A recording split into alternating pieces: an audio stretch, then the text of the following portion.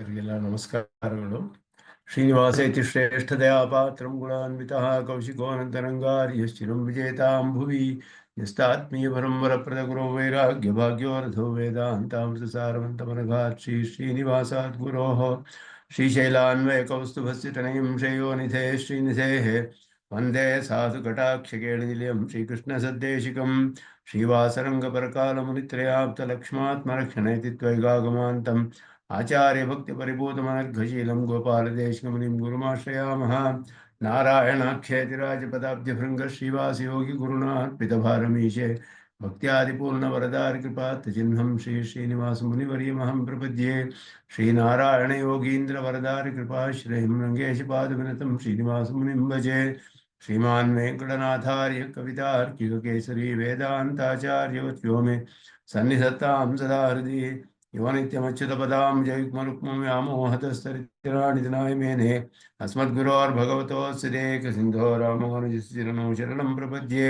विगाहे आमुनं तीर्थं साधुवृन्दावने स्थितं निरस्तजिह्मगस्पर्शेत कृष्णकृताधरः नाथेन मुनिनाथेन भवेयं नाथवानहं यस्य नैकमिकं तत्त्वं हस्तामलगताङ्गतं यस्य सारस्वतश्रोतौ कुलामोदवासितं श्रुतीनां श्रमायालं शठारिं तमुपास्महे।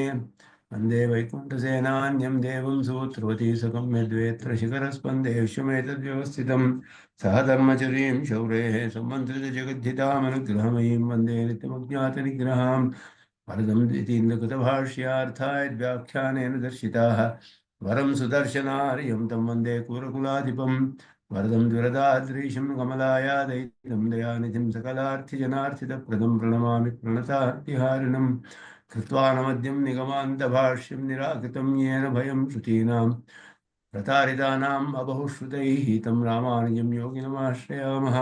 श्रीभाष्यकृतोपन्यस्तो श्रीशैलपतेः पुरः वेदार्थसङ्ग्रहस्य कुर्मः तात्पर्यदीपिकाम्। ॐ शन्नो मित्रशं वरुणः शन्नो भवत्वर्यमा शन्न इन्द्रो बृहस्पतिः शन्नो विष्णुरुक्रमः नमो ब्रह्मणे नमस्ते वायो त्वमेव प्रत्यक्षं ब्रह्मासि त्वमेव प्रत्यक्षं ब्रह्म वदिष्यामि ऋतं वदिष्यामि सत्यं वदिष्यामि तन्मामवतु तद्भक्तारमवतु अवतु माम् अवतु भक्तारम्। ॐ शान्तिः शान्तिः शान्तिः। अशेषचिरचिद्वस्तुशेषणे शेषशायिने निर्मलानन्तकल्याणनिधये विष्णवे नमः। रामानुजाय नमः।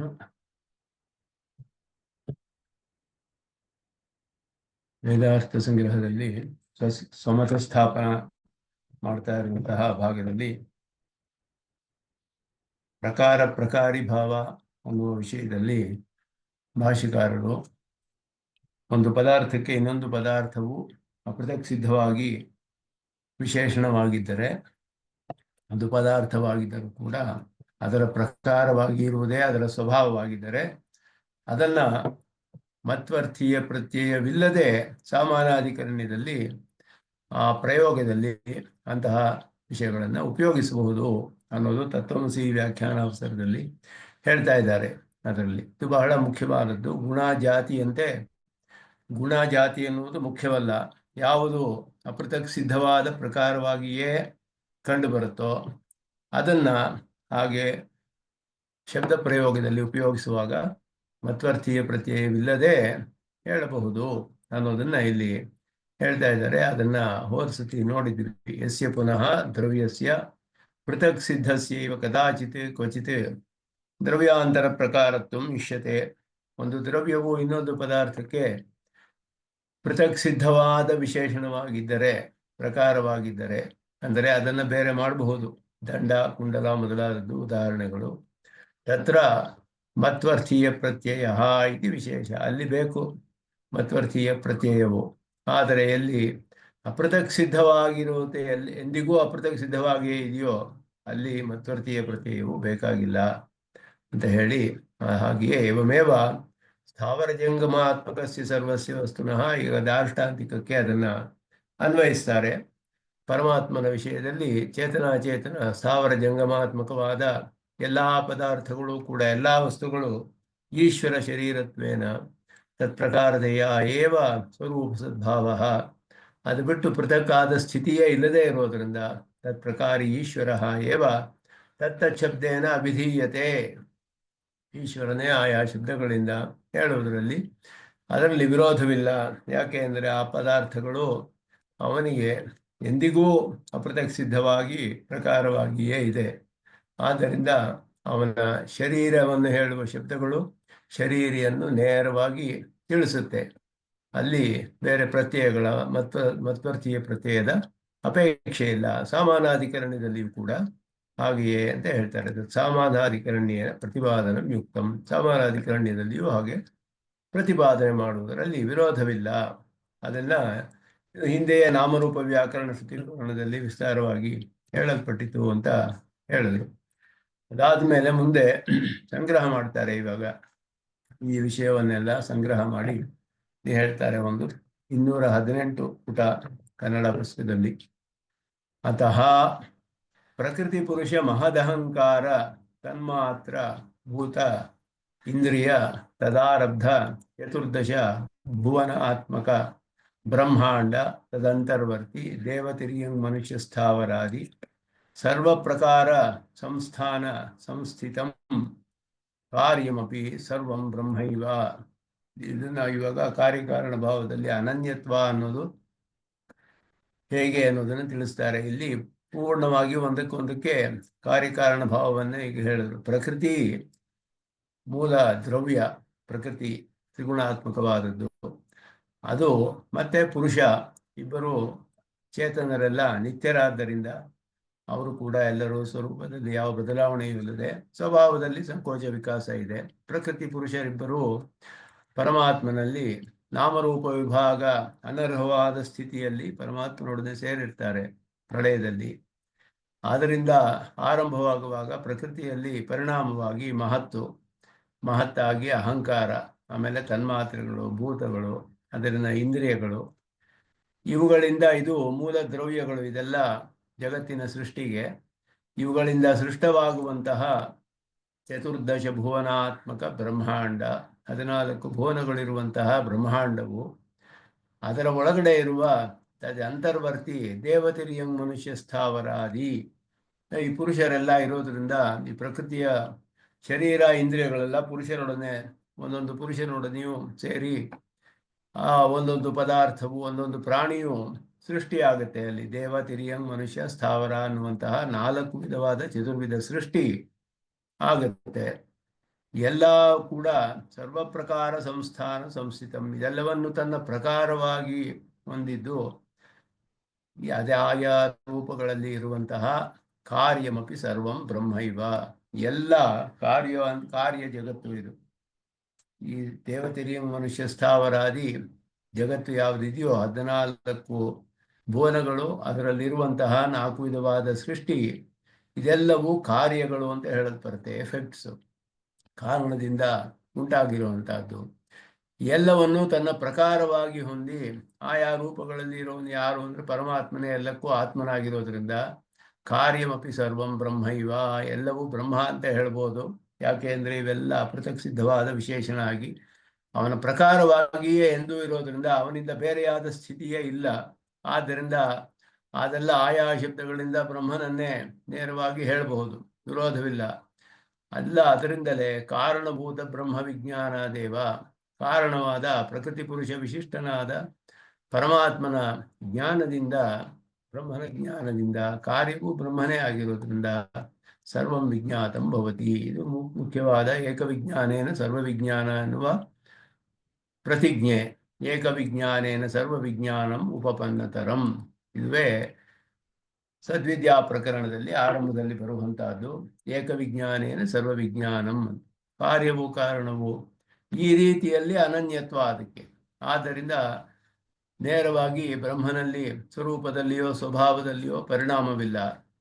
ಆದರೆ ಅವನಿಗೆ ಅಪೃಥಕ್ ಸಿದ್ಧವಾದ ವಿಶೇಷಣವಾಗಿರುವ ಚೇತನಾಚೇತನಗಳಲ್ಲಿ ಪರಿಣಾಮವಾಗಿ ಸ್ಥೂಲ ಸ್ಥಿತಿಗೆ ಬರುವುದೇ ಸೃಷ್ಟಿ ಕಾರ್ಯ ಆಗುವುದರಿಂದ ಕಾರಣವು ವಿಶಿಷ್ಟವಾದ ರೂಪದಲ್ಲಿ ಬ್ರಹ್ಮವೇ, ಕಾರ್ಯವು ವಿಶಿಷ್ಟವಾದ ರೂಪದಲ್ಲಿ ಬ್ರಹ್ಮವೇ. ಕಾರಣದಲ್ಲಿ ವಿಶೇಷಣಗಳು ಸೂಕ್ಷ್ಮವಾಗಿ ಬೇರೆ ಅಂತ ತಿಳಿಯಕ್ಕೆ ಆಗದೇ ಇರುವಂತಹ ಸೂಕ್ಷ್ಮವಾದ ಅವಸ್ಥೆಯಲ್ಲಿರುತ್ತೆ. ಕಾರ್ಯವಾದ ರೂಪದಲ್ಲಿ ಸ್ಥೂಲವಾಗಿ ಕಂಡುಬರುತ್ತೆ. ಆದ್ದರಿಂದ ಏಕವಿಜ್ಞಾನೇನ ಸರ್ವವಿಜ್ಞಾನಂ ಅನ್ನೋದು ಅತ್ಯಂತ ಉಪಪನ್ನವಾಗುತ್ತೆ ಅಂತ ಹೇಳಿದ್ರು. ತದೇವಂ ಕಾರ್ಯಕಾರಣ ಭಾವಾದಿ ಮುಖೇನ ಕೃತ್ಸ್ನಸ್ಯ ಚಿದಚಿದ್ವಸ್ತುನಃ ಬ್ರಹ್ಮ ಪ್ರಕಾರತೆಯ ತದಾತ್ಮಕತ್ವ ಮುಕ್ತಂ. ಈ ರೀತಿ ಕಾರ್ಯಕಾರಣ ಭಾವದ ಮೂಲಕ ಸಕಲ ಚೇತನಾತ್ಮಕವಾದ ಪದಾರ್ಥಗಳು ಕೂಡ ಬ್ರಹ್ಮನ ಪ್ರಕಾರವಾಗಿರುವುದರಿಂದ ಅವನನ್ನೇ ಆತ್ಮನಾಗಿ ಹೊಂದಿದೆ ಅನ್ನೋದು ಹೀಗೆ ಹೇಳಲ್ಪಟ್ಟಿತು ಇಲ್ಲಿ ಹೇಳ್ತಾರೆ. ಅದಕ್ಕೆ ಸುದರ್ಶನ ಸೂರಿಗಳ ವಿವರಣೆ: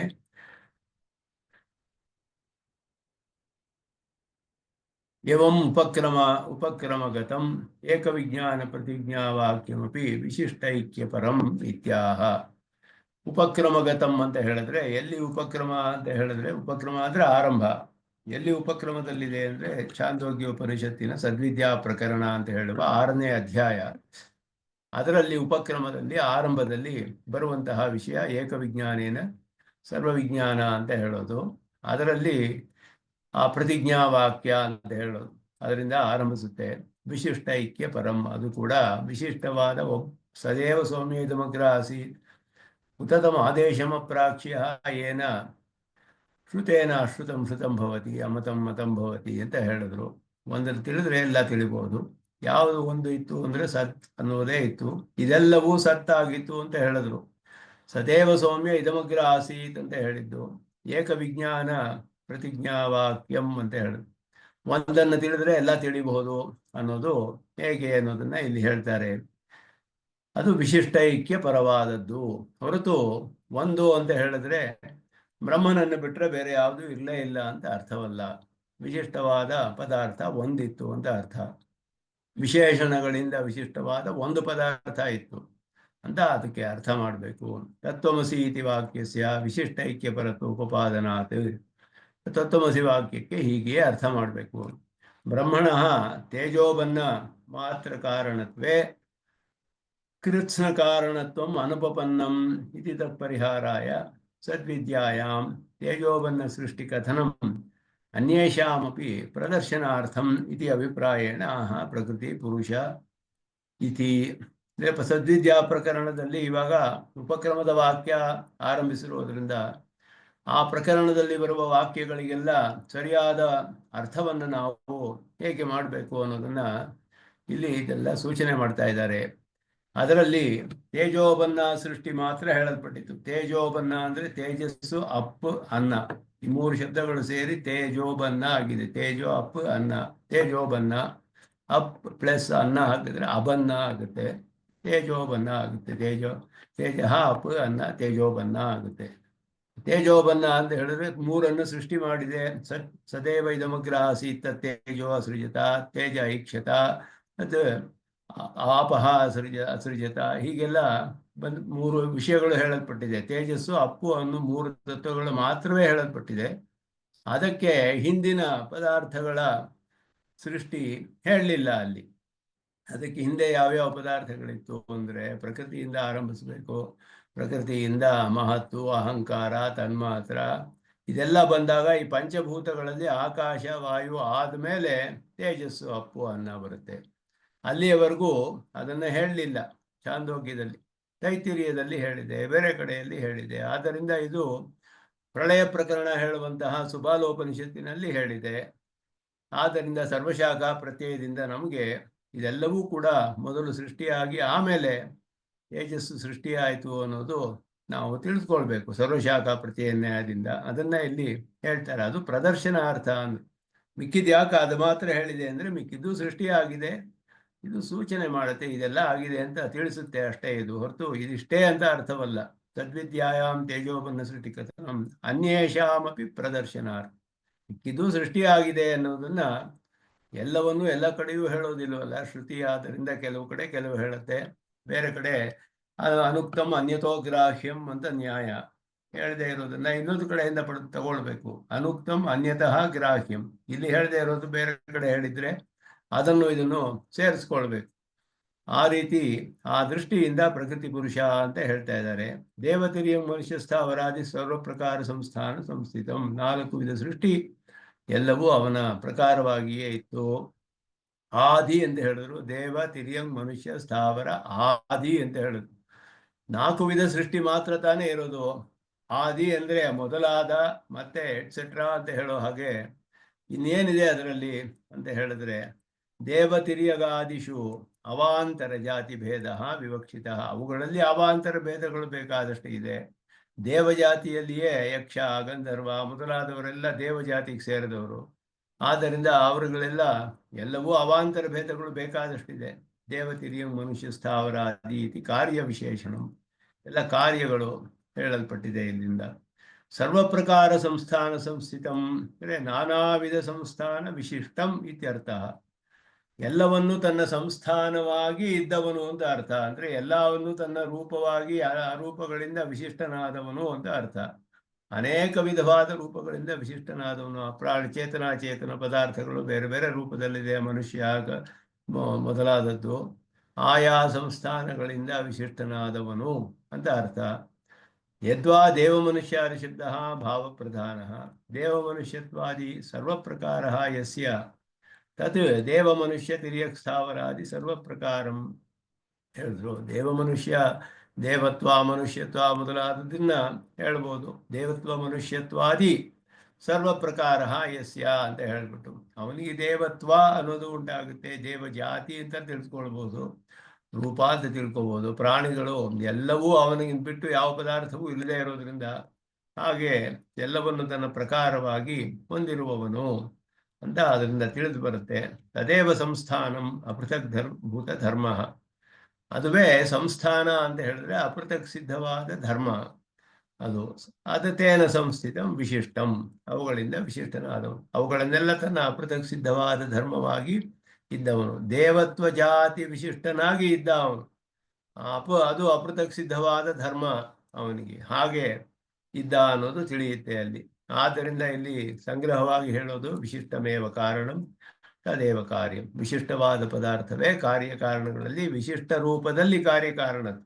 ಆದ್ದರಿಂದ ಅನನ್ಯತ್ವವನ್ನು ನಾವು ಸಾಧಿಸ್ತೀವಿ ಶ್ರುತಿಯ ಪ್ರಮಾಣದಿಂದ. ಬರೀ ಒಂದೇ ಪದಾರ್ಥ ಅಂತ ಅಲ್ಲ, ವಿಶಿಷ್ಟವಾದ ರೂಪದಲ್ಲಿ. ಕಾರ್ಯಮಿತಿ ಕಾರ್ಯಕಾರಣಯೋ ಅನನ್ಯತ್ವಾತ್ ತಜ್ಞಾನೇನ ತಜ್ಞಾನಂ ಇತ್ಯರ್ಥ. ಕಾರಣವನ್ನು ತಿಳಿದ್ರೆ ಕಾರ್ಯವನ್ನು ತಿಳಿಬಹುದು. ಆವಾಗ ಅದುವೇ ಬಹಳ ಉಪಪನ್ನವಾಗಿದೆ. ಮುಖ್ಯತೆಯ ಉಪಪನ್ನ ತರಂ. ಆ ತರ ಪ್ರತ್ಯಯಕ್ಕೆ ಹೇಳ್ತಾರೆ. ತುಂಬಾ ಅತ್ಯಂತ ಉಪಪನ್ನವಾದದ್ದು ಅಂತ ಹೇಳಿದ್ರೆ ಮುಖ್ಯ ಅರ್ಥದಲ್ಲಿಯೇ ಉಪಪನ್ನವಾಗುತ್ತೆ ಅಂತ ಅರ್ಥ. ಮುಖ್ಯತೆಯ ಉಪಪನ್ನಂ, ಮುಖ್ಯ ಅರ್ಥದಲ್ಲಿಯೇ ಅದನ್ನು ಹೇಳ್ಬೋದು. ಲಾಕ್ಷಣಿಕವಾಗಿ ಹೇಳಬೇಕಾದ ಅವಶ್ಯಕತೆ ಇಲ್ಲ ಅಂತ ಅರ್ಥ. ಯಾಕೆ ಅಂದ್ರೆ ಲಾಕ್ಷಣಿಕ ಅಂದ್ರೆ ಕೆಲವು ಸತಿ ಬೇರೆ ಮಾಡಬೇಕಾದ್ರೆ ಆವಾಗ ಬೇರೆ ಅರ್ಥದಲ್ಲಿ ಹೇಳಬೇಕಾಗುತ್ತೆ, ಒಂದು ಗೌಣವಾದ ಅರ್ಥವನ್ನ. ಆದರೆ ಹಾಗಲ್ಲ, ಎಂದಿಗೂ ಅಪೃಥಕ್ ಸಿದ್ಧವಾದ ವಿಶೇಷಣವಾಗಿರೋದ್ರಿಂದ ಆ ಮುಖ್ಯ ಅರ್ಥದಲ್ಲಿಯೇ ಹೇಳಬಹುದು. ದೇವಂ ಉಪಕ್ರಮ ಉಪಸಂಹಾರ ವಾಕ್ಯೋ ವಿಶಿಷ್ಟ ಐಕ್ಯಪರತ್ವ ಮುಕ್ತಂ. ಉಪಕ್ರಮದಲ್ಲಿ ಏಕವಿಜ್ಞಾನೇನ ಸರ್ವವಿಜ್ಞಾನ, ಉಪಸಂಹಾರ ವಾಕ್ಯವೇ ತತ್ವಮಸಿ ಅಂತ ಹೇಳೋದು. ಆ ತತ್ವಮಸಿಗೂ ಮತ್ತೆ ಉಪಕ್ರಮ ವಾಕ್ಯಕ್ಕೂ ವಿಶಿಷ್ಟ ಐಕ್ಯ ಪರವು. ತತ್ವಂ ನಸಿ ನವ ತತ್ ತ್ವಂ, ಅಲ್ಲಿಯೂ ಐಕ್ಯ ಕಂಡು ಬರುತ್ತಲ್ಲ. ತತ್ ತ್ವಂ, ಅದುವೇ ನೀನು. ಆರಂಭದಲ್ಲಿ ಸದೇವ ಸೌಮ್ಯ ಸಮಗ್ರಾಸಿ, ಒಂದನ್ನು ತಿಳಿದ್ರೆ ಏಕವಿಜ್ಞಾನ ಸರ್ವವಿಜ್ಞಾನ. ಅಲ್ಲಿಯೂ ಒಂದಿದೆ, ಇಲ್ಲಿಯೂ ಒಂದು ಉಂಟಾಗುತ್ತೆ. ಎರಡು ಕಡೆಯೂ ಒಂದು ಪದಾರ್ಥ ಇರುವಾಗಿದೆಯಲ್ಲ ಅಂದ್ರೆ ಅಲ್ಲಿಯೂ ವಿಶಿಷ್ಟ ಐಕ್ಯ, ಇಲ್ಲಿಯೂ ವಿಶಿಷ್ಟ ಐಕ್ಯವೇ. ಆದ್ದರಿಂದ ಶರೀರಾತ್ಮ ಭಾವದಿಂದ ವಿಶಿಷ್ಟವಾದ ಒಂದು ಪದಾರ್ಥವೇ ಎರಡು ಕಡೆಯೂ ಹೇಳಲ್ಪಟ್ಟಿದೆ ಅಂತ ಅರ್ಥ ಮಾಡ್ಕೊಳ್ಬೇಕು. ಅದನ್ನ ಸ್ಪಷ್ಟಪಡಿಸ್ತಾರೆ ಸುದರ್ಶನ ಸೂರ್ಯಗಳು. ತಥಾ ಮಧ್ಯಗತಂ ಸನ್ಮೂಲಾಃ ಸೌಮ್ಯ ಇಮಾ ಸರ್ವಾಃ ಪ್ರಜಾಯ ಸದಾಯತನಾಃ ತತ್ಪ್ರತಿಷ್ಠಾಃ ಐತದಾತ್ಮ್ಯಮಿದಂ ಸರ್ವಂ ಇತಿ ವಾಕ್ಯಮಪಿ ಆತ್ಮಶರೀರಭಾವೇನ ತಾದಾತ್ಮ್ಯಪರಂ ಇತ್ಯಾಹ ತದೇವಂ ಇತಿ ಎಂದು. ಇಲ್ಲಿ ತದೇವಂ, ಭಾಷಿಕಾರರು ತದೇವಂ ಕಾರ್ಯಕಾರಣ ಭಾವಾದಿ ಮುಖೇನ ಕೃತ್ಸ್ನಸ್ಯ ಚಿರಚಿದ್ವಸ್ತುನಃ ಬ್ರಹ್ಮ ಪ್ರಕಾರತೆಯ ತದಾತ್ಮಕತ್ವಂ ಅಂತ ಹೇಳಿದಾಗ ಅಲ್ಲಿ ಆ ಮಧ್ಯದಲ್ಲಿ ಬರುವಂತಹ ವಾಕ್ಯವನ್ನ ಹೇಳ್ತಾರೆ. ಸನ್ಮೂಲಾಃ ಸೌಮ್ಯ ಇಮಾ ಸರ್ವಾ ಪ್ರಜಾಃ ಸದಾಯತನಾಃ ಸತ್ಪ್ರತಿಷ್ಠಾಃ. ಇದು 8 ಸತಿ ಬರುತ್ತೆ ಅಲ್ಲಿ ಒಂದಾಗ. ಅಷ್ಟು ಒಂದೊಂದು ಅಧ್ಯಾಯದಲ್ಲಿಯೂ ಬರುತ್ತೆ. 8ನೇ ಅಧ್ಯಾಯದಿಂದ ಆರಂಭಿಸಿ ಆ ಅಧ್ಯಾಯಗಳಲ್ಲೆಲ್ಲ ಅಷ್ಟು ಬರೋದ್ರಿಂದ ಒಂದೊಂದು ಸತಿಯೂ ಸನ್ಮೂಲ ಸೌಮ್ಯ ಇಮ ಸರ್ವಾ ಪ್ರಜಾ ಸದಾಯತನ ಸತ್ಪ್ರತಿಷ್ಠಾ, ಅದಾದ್ಮೇಲೆ ಐತದಾತ್ಮ್ಯಮಿದಂ ಸತ್ಯಂ ತತ್ ಐತದಾತ್ಮ್ಯಮಿದಂ ಸರ್ವಂ ತತ್ ಸತ್ಯಂ ಸ ಆತ್ಮ ತತ್ವಮಸಿ ಶ್ವೇತಕೇತೋ. ಇಲ್ಲಿ ಐತದಾತ್ಮ್ಯಂ ಅನ್ನೋದು ಮಧ್ಯದಲ್ಲಿ ಬರುತ್ತೆ ಈ ವಾಕ್ಯದಲ್ಲಿ. ಮಧ್ಯಗತಂ ಅಂತ ಹೇಳಿದ್ರು. ಇತಿ ವಾಕ್ಯಮಪಿ ಆತ್ಮಶರೀರ ಭಾವೇನ ತಾದಾತ್ಮ್ಯ ಪರಂ. ಇದು ಸ್ಪಷ್ಟವಾಗಿ ಐತದಾತ್ಮ್ಯಂ ಅನ್ನೋದು ಯಶಃ ಏತಸ್ಯ ಆತ್ಮ ಇತಿ ಏತದಾತ್ಮಕತ್ವಂ. ತಸ್ಯ ಭಾವಃ ಐತದಾತ್ಮ್ಯಂ ಅಂತ. ಯಶಃ ಏತಸ್ಯ ಆತ್ಮ ಐತದಾತ್ಮ್ಯಂ ಇದಂ ಸರ್ವಂ ಅಂದರೆ ಇದೆಲ್ಲಕ್ಕೂ ಅವನು ಆತ್ಮನಾಗಿದ್ದಾನೆ. ಆದ್ದರಿಂದ ಇವೆಲ್ಲವೂ ಐತದಾತ್ಮ್ಯವಾಗಿದೆ, ಅವನನ್ನು ಆತ್ಮನಾಗಿ ಹೊಂದಿದೆ. ತತ್ ಸತ್ಯಂ ಅಂದರೆ ಈ ಏತದಾತ್ಮಕತ್ವವೇ ಸತ್ಯ. ಸಹ ಆತ್ಮ ತತ್ ತ್ವಮಸಿ, ನೀನು ಅವನನ್ನು ಆತ್ಮನಾಗಿ ಹೊಂದಿದೆಯೇ ಅನ್ನೋದು ಅಲ್ಲಿ ಅರ್ಥ. ಕಾರ್ಯಕಾರಣ ಭಾವ ಶಬ್ದೇನ ಸನ್ಮೂಲಾಃ ಸತ್ಪ್ರತಿಷ್ಠಾಃ ಇತ್ಯಸ್ಯಾರ್ಥೋ ವಿವಕ್ಷಿತಃ. ಸನ್ಮೂಲಾಃ ಸತ್ಪ್ರತಿಷ್ಠಾಃ ಅಂತ ಹೇಳಿದಾಗ ಸಚ್ಛಬ್ದವಾಚ್ಯನಾದ ಪರಮಾತ್ಮನನ್ನು ಕಾರಣವಾಗಿ ಹೊಂದಿದೆ. ಮೂಲ ಅಂದರೆ ಕಾರಣವಾಗಿ ಹೊಂದಿದೆ. ಸತ್ಪ್ರತಿಷ್ಠೆ ಅಂದರೆ ಎಲ್ಲವೂ ಅವನಲ್ಲಿ ಹೋಗಿ ಸೇರುತ್ತೆ, ಮತ್ತೆ ಅವನಲ್ಲಿ ಲಯವಾಗುತ್ತೆ ಎಲ್ಲವೂ. ಸನ್ಮೂಲಾಃ ಇಮಾಃ ಸೌಮ್ಯ ಸರ್ವಾಃ ಪ್ರಜಾಃ ಸದಾಯತನಃ, ಅವನ ಆಧಾರದಲ್ಲಿಯೇ ಯಾವಾಗಲೂ ಇದೆ, ಆಶ್ರಯದಲ್ಲಿ. ಸತ್ಪ್ರತಿಷ್ಠಾ, ಅವನನ್ನೇ ಹೋಗಿ ಸೇರುತ್ತೆ. ಮತ್ತೆ ಇವುಗಳೆಲ್ಲವೂ ಕೂಡ ಕಾರ್ಯಕಾರಣ ಭಾವ ವಿಶೇಷ ಶಬ್ದಗಳಿಂದ ಇದೆಲ್ಲವೂ ಕೂಡ ಹೇಳಲ್ಪಟ್ಟಿದೆ. ಆದಿಶಬ್ದೇನ ಸದಾಯತನತ್ವಂ ವಿವಕ್ಷಿತಂ ಅಂತ. ಕಾರ್ಯಕಾರಣ ಭಾವ ಆದಿಮುಖೇನ ಅಂದರು. ಕಾರ್ಯಕಾರಣ ಭಾವವೇ ಮೊದಲಾದ ಅಂತ ಹೇಳಿದ್ರೆ ಕಾರ್ಯ ಕಾರಣ, ಮತ್ತೆ ಸ್ಥಿತಿಗೆ ಕಾರಣವಾಗಿರೋದು ಕೂಡ ಸದಾಯತನ ಅನ್ನುವ ಶಬ್ದದಿಂದ ಸದಾಯತನಾಃ ಸತ್ಪ್ರತಿಷ್ಠಾಃ. ಇದನ್ನ ಬಹಳ ಸ್ಪಷ್ಟವಾಗಿ ಅಲ್ಲಿ ಅನೇಕ ಸರಿ ಹೇಳಿದ ಉಪದೇಶ ಬರುತ್ತೆ ಅಲ್ಲಿ ಚಾಂದೋಗ್ಯದಲ್ಲಿ. ತಚ್ಚ ಧಾರ್ಯಧಾರಕ ಭಾವ. ಆಯತನತ್ವಂ ಅಂದರೆ ಅದರ ಆಧಾರದಲ್ಲಿರುವುದು ಅಂತ ಅರ್ಥ. ಧಾರ್ಯಧಾರಕ ಭಾವವು ಅದರಿಂದ ತಿಳಿದು ಬರುತ್ತೆ. ಪರಬ್ರಹ್ಮ ಪ್ರಕಾರತೆಯ ತದಾತ್ಮಕತ್ವಂ ಉಕ್ತಂ ಅಂತ ಹೇಳಿ. ಪರಬ್ರಹ್ಮ ಪ್ರಕಾರತೆಯ ತದಾತ್ಮಕತ್ವಂ ಉಕ್ತಂ ನತು ಸ್ವರೂಪೈಕ್ಯೇನ ತಾದಾತ್ಮ್ಯಂ. ತಾದಾತ್ಮ್ಯ ಶಬ್ದದಲ್ಲಿ ವಿವರಣೆಯಲ್ಲಿಯೇ ಅರ್ಥ ವ್ಯತ್ಯಾಸಗಳು ಉಂಟಾಗುತ್ತೆ. ಅಂದರೆ ಅದ್ವೈತ ದರ್ಶನದಲ್ಲಿ ತಾದಾತ್ಮ್ಯ ಅಂದರೆ ಐಕ್ಯ ಅಂತಾನೆ, ಸ್ವರೂಪ ಐಕ್ಯವನ್ನೇ ಹೇಳ್ತಾರೆ. ತಾದಾತ್ಮ್ಯ ಅಂದರೆ ಶರೀರ ಆತ್ಮಭಾವ ಅಂತ ನಮ್ಮ ಸಿದ್ಧಾಂತದಲ್ಲಿ. ಅದು ಪ್ರಮಾಣವೂ ಇದೆ ಸ್ಪಷ್ಟವಾಗಿ ಅದಕ್ಕೆ. ಆದ್ದರಿಂದ ಸ್ವರೂಪೈಕ್ಯದಿಂದ ತಾದಾತ್ಮ್ಯವಲ್ಲ, ಪರಬ್ರಹ್ಮ ಪ್ರಕಾರತೆಯ ತದಾತ್ಮಕತ್ವಂ, ಅವನ ಪ್ರಕಾರವಾಗಿ ಅವನನ್ನು ಆತ್ಮನಾಗಿ ಹೊಂದಿರೋದೇ ತಾದಾತ್ಮ್ಯಂ ಅಂತ ಅರ್ಥ. ಅವನನ್ನು ಐತದಾತ್ಮ್ಯಂ ಇದಂ ಸರ್ವಂ. ಐತದಾತ್ಮ್ಯಂ ಇದಂ ಸರ್ವಂ, ಇದಂ ಸರ್ವಂ ಐತದಾತ್ಮ್ಯಂ ಅಂದರೆ ಅವನನ್ನು ಆತ್ಮನಾಗಿ ಹೊಂದಿದೆ ಅಂತ ಹೇಳಿದೆ ಹೊರತು ಅವನೇ ಆಗಿದ್ದಾನೆ ಅಂತ ಅರ್ಥವಲ್ಲ. ಅವನೇ ಆಗಿದ್ದಾನೆ ಅಂದರೆ ಶರೀರಾತ್ಮಭಾವದಿಂದ ಶರೀರವನ್ನು ಹೇಳುವ ಶಬ್ದಗಳು ಆತ್ಮನನ್ನು ಹೇಳೋದ್ರಿಂದ ಎಲ್ಲವೂ ಬ್ರಹ್ಮವೇ ಅಂತ ಹೇಳಬಹುದು. ಕಾರ್ಯಕಾರಣ ಭಾವಾಚ ಪ್ರಕಾರ ಪ್ರಕಾರಿ ಭಾವಾಚ ತಾದಾತ್ಮ್ಯಂ ದ್ವಿವಿಧಂ. ಎರಡು ವಿಷಯದಲ್ಲಿ ಎರಡು ವಿಧವಾಗಿ ಕಾರ್ಯಕಾರಣ ಭಾವದಿಂದಲೂ ತಾದಾತ್ಮ್ಯ, ಪ್ರಕಾರ ಪ್ರಕಾರಿ ಭಾವದಿಂದಲೂ ತಾದಾತ್ಮ್ಯವಾಗುತ್ತೆ. ತತ್ರ ಕಾರ್ಯಕಾರಣ ಭಾವಾದೇವ ಪ್ರಕಾರ ಪ್ರಕಾರಿ ಭಾವೋಪಿ ಸಿದ್ಧ.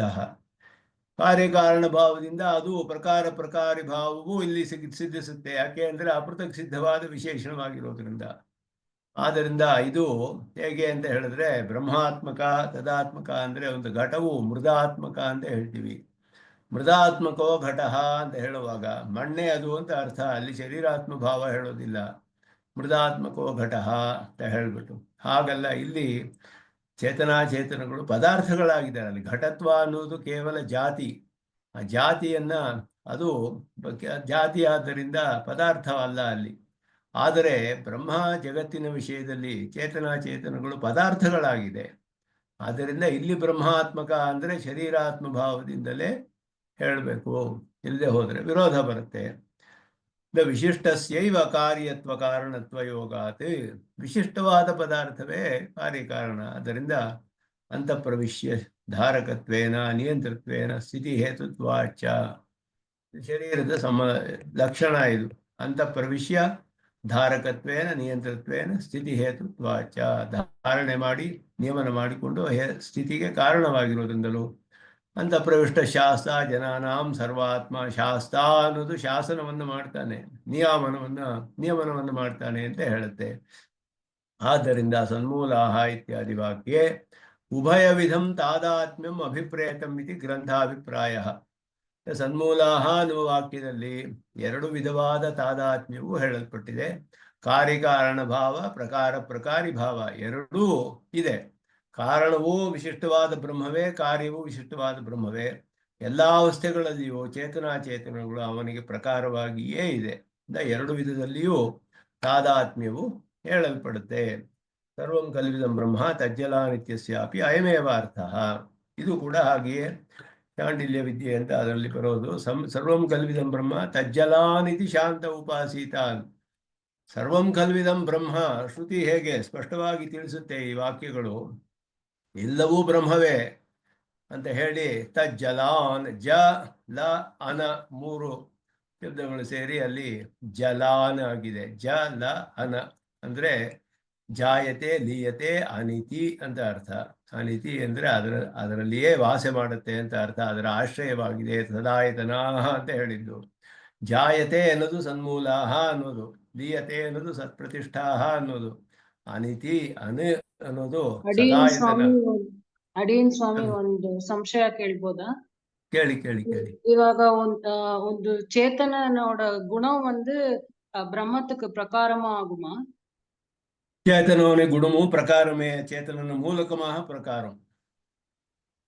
ஓ இப்போ ஒரு எக்ஸாம்பிள் இப்போ இது ஒரு ஃப்ளவர் எடுத்துனீங்கன்னா அதோட ஃப்ரேக்ரன்ஸ் பிரம்மத்துக்கு பிரகாரம் ஆகுமா?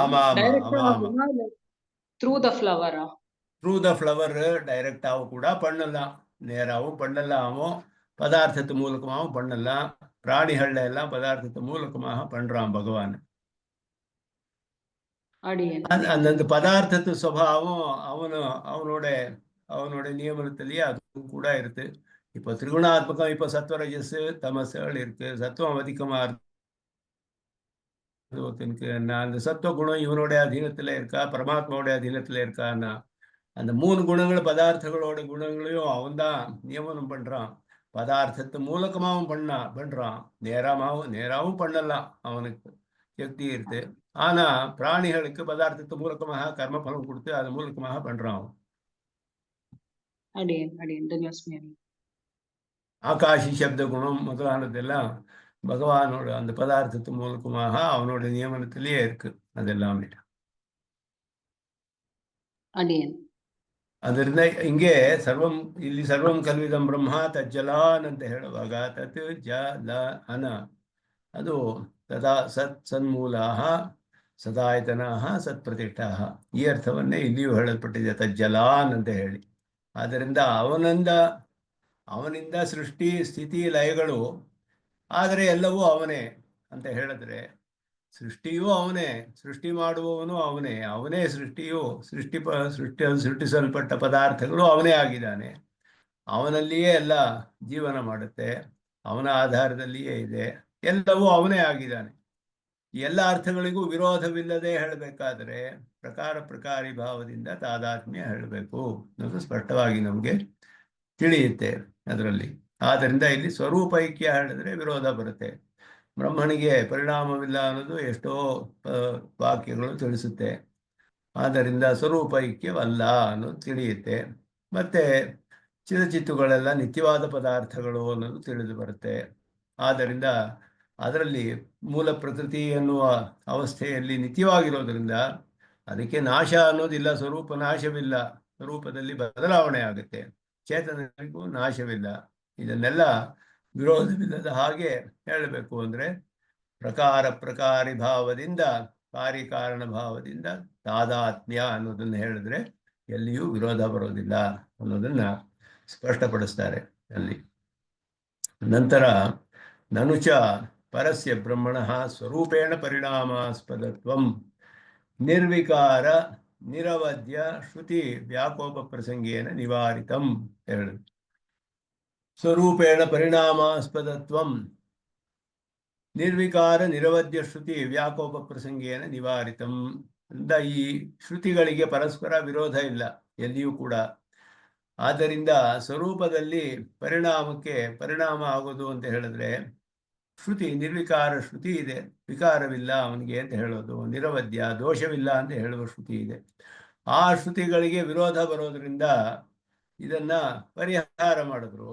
ಆದರೆ ಪ್ರಕೃತಿಶ್ಚ ಪ್ರತಿಜ್ಞಾದೃಷ್ಟ ಅಂತ ಅನುಪರೋಧಾತಿಥಿ ಏಕವಿಜ್ಞಾನೇನ ಸರ್ವವಿಜ್ಞಾನ ಪ್ರತಿಜ್ಞಾ ಮೃತೆ ತತ್ಕಾರ್ಯ ದೃಷ್ಟಾಂತಾಭ್ಯಾಂ ಪರಮಪುರುಷಸ್ಯ ಜಗದುಪಾದಾನ ಕಾರಣಂಚ ಪ್ರತಿಪಾದಿತಂ ಉಪಾದಾನ ಕಾರಣತ್ವಂಚ ಪರಿಣಾಮಾಸ್ಪದತ್ವಮೇವ ಕಥಮಿದಂ ಉಪಪದ್ಯತೆ. ನನು ಅಂತ ಆರಂಭಿಸಿರೋದ್ರಿಂದ ಪೂರ್ವ ಪಕ್ಷ ಇದು. ಇಲ್ಲಿ ನನು ಅಂತ ಆರಂಭಿಸಿದ್ರೆ ಪೂರ್ವ ಪಕ್ಷ ಸಂದೇಹವು ಈ ರೀತಿ ಆರಂಭಿಸುತ್ತೆ. ಸಂದೇಹ ಹೇಳುವ ವಾಕ್ಯಗಳೆಲ್ಲ ನಾನು ಅಂತ ಆರಂಭಿಸುತ್ತೆ. ಹೀಗಲ್ವೇ ಅಂತ ಹೇಳಿಬಿಟ್ಟು ಹಾಗಾದರೆ ಇದು ಅಲ್ವೇ ಈಗ ತಾನೇ ಹೇಳಲ್ಪಟ್ಟಿರೋದು, ಇದಕ್ಕೆ ಹೇಗೆ ನೀವು ಉತ್ತರ ಕೊಡ್ತೀರಾ ಅನ್ನೋ ಹಾಗೆ. ಪರಸ್ಯ ಬ್ರಹ್ಮಣ ಸ್ವರೂಪೇಣ ಪರಿಣಾಮಾಸ್ಪದತ್ವಂ, ಸ್ವರೂಪದಲ್ಲಿಯೇ ಪರಿಣಾಮ ಉಂಟಾಗುತ್ತೆ ಪರಮಾತ್ಮನಿಗೆ ಅಂದರೆ ಇಲ್ಲ, ನಿರ್ವಿಕಾರ ಶ್ರುತಿ ಇದೆ, ನಿರವಧ್ಯ ಶ್ರುತಿ ಇದೆ, ಅವನಿಗೆ ದೋಷವಿಲ್ಲ ವದ್ಯವಿಲ್ಲ ಅಂತ ಹೇಳುವ ಶ್ರುತಿ ಇದೆ. ಇದಕ್ಕೆ ವಿರೋಧ ಬರೋದ್ರಿಂದ ಅವನಿಗೆ ಪರಿಣಾಮ ಇಲ್ಲ ಅಂತ ಹೇಳಿದ್ವಿ. ಅದಾದ ಮೇಲೆ ಪ್ರಕೃತಿಶ್ಚ ಪ್ರತಿಜ್ಞಾದೃಷ್ಟ ಅಂತ ಅನುಪರೋಧಾತ್ ಅನ್ನುವ ಸೂತ್ರ ಪ್ರಕೃತಿ ಅಧಿಕರಣದಲ್ಲಿ ಬರುತ್ತೆ. ಪ್ರಕೃತಿಶ್ಚ ಅಂತ ಹೇಳಿದ್ರೆ ಉಪಾದಾನ ಕಾರಣಂ ಅಂತ ಅರ್ಥ. ಪ್ರಕೃತಿ ಉಪಾದಾನ ಕಾರಣಂ, ಚ ಅನ್ನೋದ್ರಿಂದ ನಿಮಿತ್ತ ಕಾರಣವು ಅವನೇ ಅಂತ ಅರ್ಥ. ಚ ಅನ್ನೋದ್ರಿಂದ ಪ್ರಕೃತಿ ಚ ಉಪಾದಾನ ಕಾರಣವು ನಿಮಿತ್ತ ಕಾರಣವು ಪರಮಾತ್ಮನೇ. ಯಾಕೆ ಅಂದ್ರೆ ಹೇತು ಸೂತ್ರದಲ್ಲಿ ಬ್ರಹ್ಮಸೂತ್ರದಲ್ಲಿ ಪ್ರತಿಜ್ಞಾದೃಷ್ಟ ಅಂತ ಅನುಪರೋಧಾತ್, ಎರಡಕ್ಕೂ ವಿರೋಧವಿಲ್ಲದೆ ಇರೋದ್ರಿಂದ ಪ್ರತಿಜ್ಞೆಗೂ ದೃಷ್ಟಾಂತಕ್ಕೂ ವಿರೋಧ ಇರಬಾರ್ದು, ಒಂದಕ್ಕೊಂದು ಅನುಗುಣವಾಗಿರ್ಬೇಕು. ಆದ್ದರಿಂದ ಅಲ್ಲಿ ಎರಡು ಪ್ರಕೃತಿ ಅಂದ್ರೆ ಉಪಾದಾನ ಕಾರಣವು ಪರಮಾತ್ಮನೇ ಆಗಿದ್ರೆ ಪ್ರತಿಜ್ಞೆಗೂ ದೃಷ್ಟಾಂತಕ್ಕೂ ವಿರೋಧ ಬರೋದಿಲ್ಲ. ಪ್ರತಿಜ್ಞೆ ಏನು ಅಂತ ಹೇಳಿದ್ರೆ ಏಕವಿಜ್ಞಾನೇನ ಸರ್ವವಿಜ್ಞಾನ, ಒಂದನ್ನು ತಿಳಿದ್ರೆ ಎಲ್ಲ ತಿಳಿಬಹುದು ಅಂತ ಹೇಳಿದ್ರು ಉದ್ದಾಲಕರು ಶ್ವೇತಕೇತುಗೆ ಉಪದೇಶ ಮಾಡುವಾಗ. ಏಕವಿಜ್ಞಾನೇನ ಸರ್ವವಿಜ್ಞಾನ ಅದನ್ನ ಪ್ರತಿಜ್ಞೆ ಆರಂಭಿಸಿದ್ರು. ಅದರಿಂದಲೇ ಆರಂಭಿಸುತ್ತೆ ಅಲ್ಲಿಗೆ. ಒಂದನ್ನು ತಿಳಿದ್ರೆ ಎಲ್ಲ ತಿಳಿಬಹುದು ಅಂತ ಹೇಳಿಬಿಟ್ಟು. ಹಾಗಾದ್ರೆ ಹೇಗೆ ತಿಳಿಯಕ್ಕೆ ಸಾಧ್ಯ? ಒಂದು ತಿಳಿದ್ರೆ ಎಲ್ಲ. ಅದಕ್ಕೆ ದೃಷ್ಟಾಂತವನ್ನು ಕೊಡುವಾಗ ಮೃತ್ ತತ್ಕಾರ್ಯ ದೃಷ್ಟಾಂತ, ಕಾರ್ಯಕಾರಣ ಭಾವನ್ನೇ ಹೇಳಿದ್ರು. ಮಣ್ಣನ್ನು ತಿಳಿದ್ರೆ ಮಣ್ಣಿಂದ ಆದ ಎಲ್ಲ ಪದಾರ್ಥವನ್ನು ತಿಳಿಬಹುದು ಅಂತ ಹೇಳಿ, ಮಣ್ಣು ಅಲ್ಲಿ ಉಪಾದಾನ ಕಾರಣ. ಅಲ್ಲಿ ಕುಂಬಾರನ ಉದಾಹರಣೆ ಕೊಡಲಿಲ್ಲ, ಮಣ್ಣಿನ ಉದಾಹರಣೆ ಕೊಡಲ್ಪಟ್ಟಿದೆ. ಅಲ್ಲಿ ಉಪಾದಾನ ಕಾರಣತ್ವವನ್ನೇ ಪ್ರಧಾನವಾಗಿ ಅವನಿಗೆ ಉಪದೇಶ ಮಾಡಬೇಕು ಅನ್ನೋದು ಉದ್ದಾಲಕರ ಒಂದು ಅಭಿಪ್ರಾಯ. ಯಾಕೆ ಅಂದ್ರೆ ನಿಮಿತ್ತ ಕಾರಣದಲ್ಲಿ ಸಂದೇಹವಿಲ್ಲ. ತದೈಕ್ಷತ ಎಷ್ಟೋ ಕಡೆ ಬರುತ್ತೆ ವೇದಗಳಲ್ಲಿ. ಈ ಕ್ಷಣ ಜ್ಞಾನವಿರುವುದು ಚೇತನನಿಗೆ, ಆದ್ದರಿಂದ ನಿಮಿತ್ತ ಕಾರಣತ್ವ ಅವನಿಗೆ ಸ್ಪಷ್ಟವಾಗಿ ಹೇಳಲ್ಪಟ್ಟಿದೆ. ಉಪಾದಾನ ಕಾರಣತ್ವದಲ್ಲಿಯೇ ಪ್ರಶ್ನೆ, ಸಂದೇಹ. ಉಪಾದಾನವಾದ ಪದಾರ್ಥ ಸ್ವರೂಪದಲ್ಲಿ ಪರಿಣಾಮ ಹೊಂದುತ್ತೆ. ಲೋಕದಲ್ಲಿ ಎಲ್ಲಾ ಕಾರ್ಯಕಾರಣ ಭಾವದಲ್ಲಿಯೂ ಹಾಗೆಯೇ ಉಪಾದಾನ ಯಾವುದಾಗಿದೆಯೋ ಮೆಟೀರಿಯಲ್ಲು ಅದು ಮಾಡಿಫೈ ಆಗುತ್ತೆ. ಮಾಡಿಫಿಕೇಶನ್ ಕಾರ್ಯ ಆದಾಗ, ಪ್ರಾಡಕ್ಟ್ಸ್ ಪ್ರೊಡ್ಯೂಸ್ ಆದಾಗ ಮಾಡಿಫೈ ಆಗಬೇಕು, ವಿಕಾರ ಹೊಂದಬೇಕು ಅದು ಸ್ವರೂಪದಲ್ಲಿ. ಆದ್ದರಿಂದ ಅಲ್ಲಿ ವಿರೋಧ ಬರುತ್ತೆ. ಪರಮಾತ್ಮನಿಗೆ ನಿರ್ವಿಕಾರ ನಿರವಧ್ಯ ಶ್ರುತಿಗಳಿಂದ ದೋಷವಿಲ್ಲ ವಿಕಾರವಿಲ್ಲ ಅಂತ ಹೇಳಿದ್ರಲ್ಲ, ಸ್ವರೂಪದಲ್ಲಿ ಪರಿಣಾಮ ಇಲ್ಲ ಅಂತ. ಇಲ್ಲಿ ಉಪಾದಾನ ಕಾರಣ ಅಂತ ಹೇಳ್ತಿರಲ್ಲ, ಇದೆರಡಕ್ಕೂ ವಿರೋಧ ಬರುತ್ತೆ ಅಂತ ಪೂರ್ವ ಪಕ್ಷ. ಯಾಕೆ ಅಂದ್ರೆ ಅಲ್ಲಿ ಪ್ರತಿಜ್ಞೆ ಮಾಡಿದಾಗ ಏಕವಿಜ್ಞಾನೇನ ಸರ್ವವಿಜ್ಞಾನ, ಒಂದನ್ನು ತಿಳಿದ್ರೆ ಎಲ್ಲ ತಿಳಿಬಹುದು. ಒಂದನ್ನು ತಿಳಿದ್ರೆ ಅಂದ್ರೆ ಕಾರಣವನ್ನು ತಿಳಿದ್ರೆ ಕಾರ್ಯ ತಿಳಿಬಹುದು. ಮೃತ್ ಅವುಗಳ ಕಾರ್ಯ, ಮಣ್ಣು ಮತ್ತೆ ಮಣ್ಣಿನಿಂದ ಆದ ಪದಾರ್ಥಗಳು. ಮಣ್ಣು ಉಪಾದಾನ ಕಾರಣ. ಆದ್ದರಿಂದ ಪರಮಾತ್ಮನು ಉಪಾದಾನ ಕಾರಣವಾದ್ರೇನೆ ಅವನನ್ನು ತಿಳಿದ್ರೆ ಅವನಿಂದಾದ ಪ್ರಪಂಚವನ್ನೆಲ್ಲ ತಿಳಿಬಹುದು. ಇಲ್ಲೇ ಹೋದ್ರೆ ಬರೀ ನಿಮಿತ್ತ ಕಾರಣ ಆದರೆ ತಿಳಿಯಕ್ಕಾಗೋದಿಲ್ಲ. ಉಪಾದಾನವೇ ಬೇರೆ ಆಗ್ಬಿಟ್ರೆ, ಪದಾರ್ಥವೇ ಮೆಟೀರಿಯಲ್ಲೇ ಬೇರೆ ಆದರೆ ಆ ತಿಳಿದೇ ಹೋದ್ರೆ ಕಾರ್ಯವನ್ನು ಹೇಗೆ ತಿಳಿಯಕ್ಕೆ ಸಾಧ್ಯ? ನೀವು ಪ್ರಧಾನವಾಗಿ ಉಪಾದಾನ ಕಾರಣದ ಉದಾಹರಣೆ ಕೊಟ್ಟಿದೆ ಅಲ್ಲಿ ಶ್ರುತಿಯಲ್ಲಿ. ಆದ್ದರಿಂದ ಪರಮಪುರುಷಸ್ಯ ಜಗದುಪಾದಾನ ಕಾರಣಂಚ ಪ್ರತಿಪಾದಿತಂ, ಪರಮಾತ್ಮನೇ ಜಗತ್ತಿಗೆ ಉಪಾದಾನ ಅನ್ನೋದನ್ನ ಪ್ರತಿಪಾದನೆ ಮಾಡುತ್ತೆ. ಹಾಗಾದರೆ ಉಪಾದಾನ ಕಾರಣತ್ವಂಚ ಪರಿಣಾಮಾಸ್ಪದತ್ವಮೇವ. ಪೂರ್ವಪಕ್ಷಿ ಹೇಳ್ತಾನೆ, ಲೋಕದಲ್ಲಿ ಎಲ್ಲಿ ಕಂಡು ಬರುತ್ತೆ ನಿಮಗೆ ಉಪಾದಾನ ಕಾರಣವಾಗಿರೋದು ಪರಿಣಾಮ ಹೊಂದದೇ ಕಾರ್ಯ ಉಂಟಾಗೋದು ಎಲ್ಲೂ ಕಂಡು ಬರೋದಿಲ್ವಲ್ಲ ಲೋಕದಲ್ಲಿ. ಹೇಗೆ ನೀವು ಇದನ್ನ ಉಪಪನ್ನವಾಗುತ್ತೆ, ಇದೆರಡು ವಿರೋಧ ಬರುತ್ತಲ್ಲ ಅಂತ ಹೇಳಿ ಪೂರ್ವ ಪಕ್ಷ ಅದಕ್ಕೆ ಉತ್ತರ ಕೊಡ್ತಾರೆ. ಅತ್ರೋಚ್ಯತೆ, ಇಲ್ಲಿಯೂ ಕಾಂಡು ಬರುತ್ತೆ. ಸಜೀವಸ್ಯ ಪ್ರಪಂಚಸ್ಯ ಅವಿಶೇಷೇಣ ಕಾರಣತ್ವ ಮುಕ್ತಂ ತತ್ರ ಈಶ್ವರಸ್ಯ ಜೀವರೂಪ ಪರಿಣಾಮ ಅಭ್ಯುಪ ಜೀವರೂಪ ಪರಿಣಾಮ ಅಭ್ಯುಪಗಮೆ ನಾತ್ಮ ಶ್ರುತೇಃ ನಿತ್ಯತ್ವಾಚ್ಯತಾಭ್ಯಃ ಇತಿ ವಿರುಧ್ಯತೆ. ವೈಷಮ್ಯ ನೈರ್ಘಣ್ಯ ಪರಿಹಾರಶ್ಚ ಜೀವಾನಾಂ ಅನಾದಿತ್ವಾಭ್ಯುಪಗಮೇನ ತತ್ಕರ್ಮ ನಿಮಿತ್ತತೆಯ ಪ್ರತಿಪಾದಿತಃ ವೈಷಮ್ಯ ನೈರ್ಘಣ್ಯೇನ ಸಾಪೇಕ್ಷತ್ವಾತ್ ನ ಕರ್ಮ ವಿಭಾಗಾದಿತಿ ಚೇನ್ನ ಅನಾದಿತ್ವಾತ್ ಉಪಪದ್ಯತೆ ಉಪಲಭ್ಯತೆ ಚ ಅಕೃತ ಅಭ್ಯಾಗಮ ಕೃತ ವಿಪ್ರಣಾಶ ಪ್ರಸಂಗಃ ನಿತ್ಯತ್ವೇ ಅಭಿಹಿತಃ. ಇಲ್ಲಿ ಒಂದೊಂದಾಗಿ ಹೇಳ್ತಾರೆ. ಇಲ್ಲಿ ಜೀವನೊಡನೆ ಸೇರಿದ ಅವನಿಗೆ ಪರಮಾತ್ಮನಿಗೆ ಉಪಾದಾನತ್ವವು ಹೇಳಲ್ಪಟ್ಟಿತು. ಸಜೀವಸ್ಯ ಪ್ರಪಂಚಸ್ಯ ಜೀವನೊಡನೆ ಸೇರಿದ ಪ್ರಪಂಚ ಅವಿಶೇಷೇಣ ಕಾರಣತ್ವಂ ಮುಕ್ತಂ, ಯಾವ ವಿಶೇಷವೂ ಇಲ್ಲದೆ ಜೀವನೊಡನೆ ಇರುವ ಪ್ರಪಂಚ, ಸಜೀವಸ್ಯ ಪ್ರಪಂಚಸ್ಯ ಜೀವಸಹಿತವಾದ ಪ್ರಪಂಚಕ್ಕೆ ಯಾವ ವಿಶೇಷವೂ ಇಲ್ಲದೆ ಕಾರಣತ್ವವು ಹೇಳಲ್ಪಟ್ಟಿತು. ಅಲ್ಲಿ ಹೇಳಿದಾಗ ಅವಿಶೇಷೇಣ ಅಂದರೆ ಯಾವುದನ್ನು ಬಿಡದೆ ಅಂತ ಅರ್ಥ. ಪರಿಪೂರ್ಣವಾಗಿ ಪ್ರಪಂಚದಲ್ಲಿರುವ ಎಲ್ಲ ಜೀವರೊಡನೆ ಸೇರಿದ ಪದಾರ್ಥಗಳು, ಈ ಪ್ರಪಂಚ ಜೀವರೊಡನೆ ಸೇರಿರುವಂತಹ ಅಚೇತನೊಡನೆ ಇರುವಂತಹದ್ದೇ ಪ್ರಪಂಚ ಅಂತ ಹೇಳೋದು. ಆದ್ದರಿಂದ ಇದರಲ್ಲಿ ಅವಿಶೇಷವಾಗಿ ಯಾವುದನ್ನು ಬಿಡದೆ ಕಾರಣತ್ವವು ಹೇಳಲ್ಪಟ್ಟಿತು. ಅದರಲ್ಲಿ ಈಶ್ವರನಿಗೆ ಜೀವರೂಪ ಪರಿಣಾಮವನ್ನು ಕೊಂಡ್ಕೊಂಡ್ರೆ ಇದೆಲ್ಲಕ್ಕೂ ಕಾರಣ ಅಂತ ಹೇಳಿದ್ರು. ಈಗ ಈಶ್ವರನು ಕಾರಣ, ಕಾರ್ಯ ಸಜೀವ ಪ್ರಪಂಚ, ಜೀವರೊಡನೆ ಇರುವ ಪ್ರಪಂಚವು. ಜೀವರುಗಳೆಲ್ಲ ಶರೀರವನ್ನು ಪಡೆದು ಶರೀರ ವಿಶಿಷ್ಟನಾದ ಜೀವಾತ್ಮರುಗಳು ಇದ್ದಾರೆ ಪ್ರಪಂಚದಲ್ಲಿ, 4 ವಿಧವಾದ ಸೃಷ್ಟಿಯಲ್ಲಿಯೂ. ಅದು ಕಾರ್ಯವಾಯಿತು. ಪರಮಾತ್ಮ ಕಾರಣ ಅಂತ ಹೇಳಲ್ಪಟ್ಟಿತು.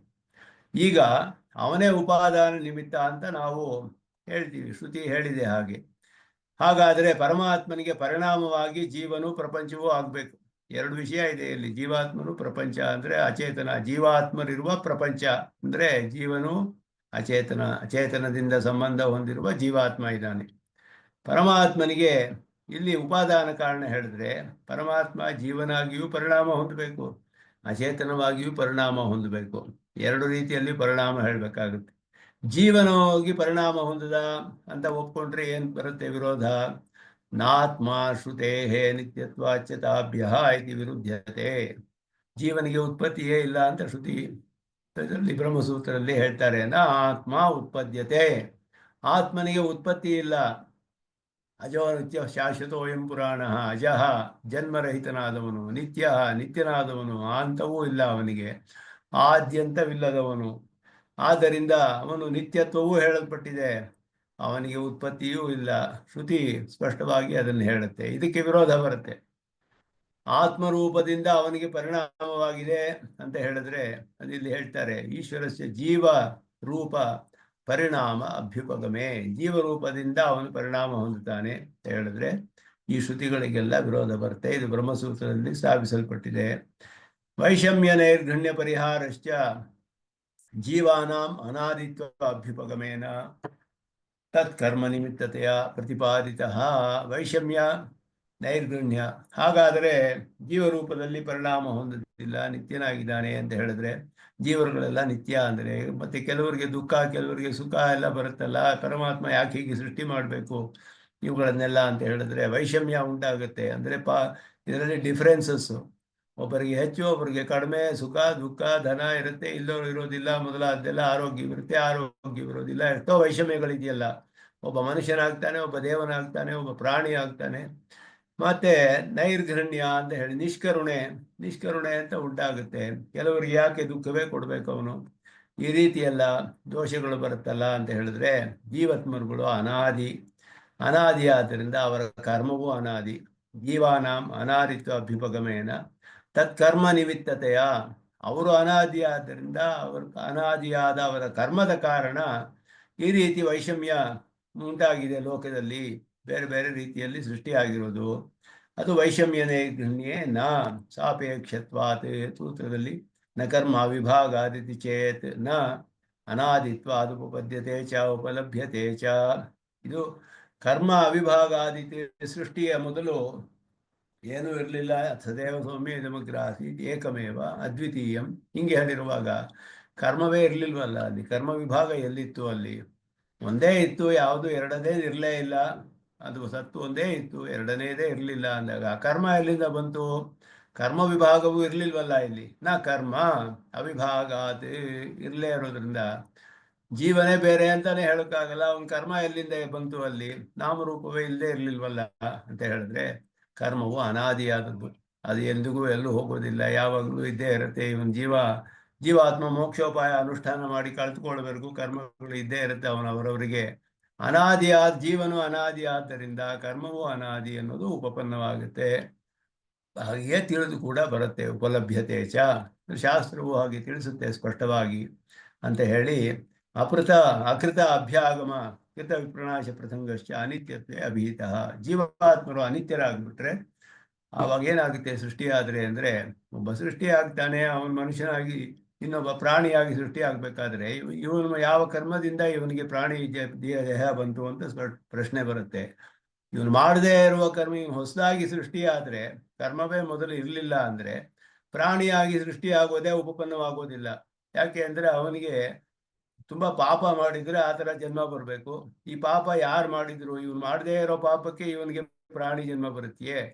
ಅಥವಾ ಅವನೇನಾದರೆ ಹಿಂದಿನ ಇದರಲ್ಲಿ ಪಾಪ ಮಾಡಿದರೆ ಅವನಿಗೆ ಅದ್ರ ಫಲ ಬರೋದೇ ಇಲ್ಲ. ಯಾಕೆಂದರೆ ಹೊಸದಾಗಿ ಸೃಷ್ಟಿ ಆಗ್ತಾನೆ. ಒಂದೊಂದು ಇದರಲ್ಲಿಯೂ ಹೊಸದಾಗಿ ಸೃಷ್ಟಿ ಆದರೆ ಹಿಂದೆ ಮಾಡಿದ ಪಾಪ ಪುಣ್ಯಗಳೆಲ್ಲ ಹೋಗ್ಬಿಡುತ್ತೆ. ಆವಾಗ ಕೃತ ವಿಪ್ರನಾಶ, ಮಾಡಿರೋದೆಲ್ಲ ನಾಶವಾಗಬೇಕು. ಮಾಡದೇ ಇರೋದ್ರ ಫಲ ಅನುಭವಿಸ್ಬೇಕಾಗತ್ತೆ. ವೈಷಮ್ಯಕ್ಕೆ ಉತ್ತರ ಕೊಡೋಕ್ಕಾಗೋದಿಲ್ಲ. ಲೋಕದಲ್ಲಿ ಕಂಡುಬರುವ ವೈಷಮ್ಯಕ್ಕೆ ಕರ್ಮವೇ ಕಾರಣ. ಅದರಿಂದ ಜೀವಾತ್ಮನ ಸೃಷ್ಟಿಯಾಗ್ಬಿಟ್ರೆ ಅಕೃತ ಅಭ್ಯಾಗಮ, ಮಾಡದೇ ಇರೋ ಕರ್ಮದ ಫಲ ಬರಬೇಕಾಗುತ್ತೆ. ಕೃತ ವಿಪ್ರನಾಶ, ಮಾಡಿರೋದೆಲ್ಲ ನಾಶವಾಗ್ಬಿಡ್ಬೇಕಾಗತ್ತೆ. ಇದೆಲ್ಲವೂ ಕೂಡ ಅನಿತ್ಯವಾದರೆ ದೋಷಗಳು ಬರುತ್ತೆ. ಹಾಗೆಯೇ ಪ್ರಕೃತಿಯು ಕೂಡ ಅನಾದಿ ಅನ್ನೋದನ್ನ ಶ್ರುತಿ ಹೇಳುತ್ತೆ. ಅದನ್ನು ಮುಂದೆ ಹೇಳ್ತಾರೆ. ಮೊದಲು ಈ ರೀತಿ ನಾವು ಈಗ ಒಪ್ಕೊಳ್ಳೋಕ್ಕಾಗೋದಿಲ್ಲ. ಅದನ್ನು ಹೇಳಿದ್ರು, ಜಗದುಪಾದಾನತ್ವ ನಿರ್ವಿಕಾರತ್ವ ವ್ಯಾಘಾತ ಶಂಕೆಯ ಚೋದಯತಿ ನನುಷ. ಸ್ವರೂಪೇಣ, ಇದು ಆಶಂಕೆ, ಸ್ವರೂಪೇಣ ಪರಿಣಾಮಾಸ್ಪದತ್ವಂ ನಿವಾರಿತಂ ಅಸ್ತು ತದಕ್ಕಿಂ ಯತ್ರ ಪ್ರಕೃತಿಶ್ಚ ಸೂತ್ರಾರ್ಥಮಾಹ. ಸ್ವರೂಪದಲ್ಲಿ ಪರಿಣಾಮ ಇಲ್ಲ ಅಂತ ಹೇಳಿದ್ರಿ, ಆದರೆ ಏಕವಿಜ್ಞಾನೇನ ಶ್ರುತಿಶ್ಯ ಸ್ಮಾರಿತ ಉಪಾದಾನತ್ವ ಪ್ರತಿಪಾದಿತಮಸ್ತು. ಉಪಾದಾನ ಇರಲಿ, ಉಪಾದಾನವೇ ಅಂತ ಒಪ್ಕೊಳ್ತೀವಿ. ಆದರೆ ಉಪಾದಾನವಾದರೆ ದೋಷ ಬರುತ್ತೆ, ಅವನಿಗೆ ಪರಿಣಾಮ ಉಂಟಾಗಬೇಕು. ಸದ್ವಾರಕಂ ಉಪಾದಾನ ಮಿತಿ ಅವಿರೋಧಂ ಅಭಿಪ್ರೇತ್ಯ ಪರಿಹರತಿ ಅತ್ರೋಚ್ಯತೆ ಇತ್ಯಾದಿನ. ಆದ್ದರಿಂದ ಇಲ್ಲಿ ಉಪಾದಾನ ಅಂತ ಹೇಳಿದ್ರೆ ನೀವು ಅದಕ್ಕೆ ಪರಿಣಾಮ ಉಂಟಾಗಬೇಕು, ದೋಷ ಬರುತ್ತೆ ಅಂತ ಪೂರ್ವ ಪಕ್ಷಿ ಆಕ್ಷೇಪ ಮಾಡಿದ್ರೆ ಉಪಾದಾನ ಕಾರಣತ್ವವನ್ನು ಹೇಗೆ ಹೇಳ್ತೀರಾ? ಪರಿಣಾಮ ಆಸ್ಪದತ್ವ ಬಂದುಬಿಡುತ್ತೆ ಅಂತ ಹೇಳಿದ್ರೆ ಅವನಿಗೆ ಅದು ಅದ್ವಾರಕವಾದ ಉಪಾದಾನವಲ್ಲ, ಅವನಿಗೆ ಸದ್ವಾರಕವಾದ ಉಪಾದಾನ. ಅವನ ಶರೀರದಲ್ಲಿ ಬದಲಾವಣೆ ಉಂಟಾಗುತ್ತೆ ಹೊರತು ಪರಿಣಾಮಗಳು ಇವನ ಸ್ವರೂಪದಲ್ಲಿ ಯಾವ ಪರಿಣಾಮವೂ ಇಲ್ಲ. ಆದ್ದರಿಂದ ಅವನಿಗೆ ವಿಶಿಷ್ಟವಾದ ರೂಪದಲ್ಲಿಯೇ ಉಪಾದಾನತ್ವ. ಅವಿಶೇಷೇಣ ಯಥೋ ವಾಯುಮಾನಿ ಭೂತಾನಿ ಜಾಯಂತಿ ತನ್ಮೂಲ ಸೌಮ್ಯೇಮ ಸರ್ವಾಹ ಪ್ರಜಾ ಇದಗಂ ಸರ್ವಮಸೃಜಿತ ಯದಿದಂ ಕಿಂಚ ತತ್ ಸೃಷ್ಟ್ವಾ ತದೇವ ಅನುಪ್ರಾವಿಶತೆ ತದನು ಪ್ರವಿಶ್ಯ ಸತ್ಯತ್ಯಾಭವತಿ ನಿಸರಂತಿ ಯಥಾ ಲೋಹಪಿಂಡಾತ್ ತಪ್ತಾಃ ಸ್ಫುಲಿಂಗಕಾಃ ಸಕಾಶಾದ್ ಆತ್ಮನಸ್ತತ್ವತ್ ಆತ್ಮಾನಃ ಪ್ರಭವಂತಿ. ಸ್ಮೃತಿ ಅಭಿಪ್ರಾಯೇಣ ಇವ ಮುಕ್ತಂ ಅಂತ ಹೇಳಿ, ಅವಿಶೇಷೇಣ ಅಂದರೆ ಎಲ್ಲವನ್ನೂ ಸೃಷ್ಟಿ ಮಾಡ್ತಾನೆ. ಯಥೋವಾ ಇಮಾನಿ ಭೂತಾನಿ ಜಾಯಂತೆ, ಎಲ್ಲವೂ ಸೃಷ್ಟಿಯಾಗುತ್ತೆ ಅವನಿಂದ.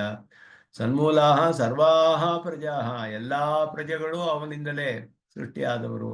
ಇದಂ ಸರ್ವಂ ಅಸೃಜತ, ಎಲ್ಲವನ್ನು ಸೃಷ್ಟಿ ಮಾಡಿದ. ಇದಿದಂ ಕಿಂಚ, ಯಾವ್ಯಾವ್ದಿದೆಯೋ ಎಲ್ಲವನ್ನು ಸೃಷ್ಟಿ ಮಾಡಿ ತದೇವ ಅನುಪ್ರಾವಿಶತೆ, ಅನುಪ್ರವೇಶ ಮಾಡಿ ಸತ್ ತ್ಯತ್ ಎಲ್ಲ ಅವನೇ ಆದ. ಸಚ್ಚ ತ್ಯಚ್ಚ, ತ್ಯತ್ ಅಂದರೆ ಅಚೇತನ, ಸತ್ ಅಂದರೆ ಚೇತನಗಳು, ಚೇತನವಲ್ಲೂ ಅವನೇ ಆಗಿದ್ದಾನೆ.